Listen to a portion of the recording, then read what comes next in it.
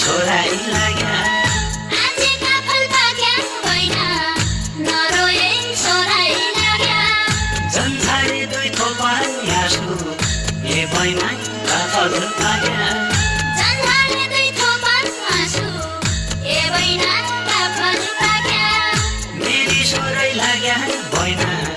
नरोए सोराई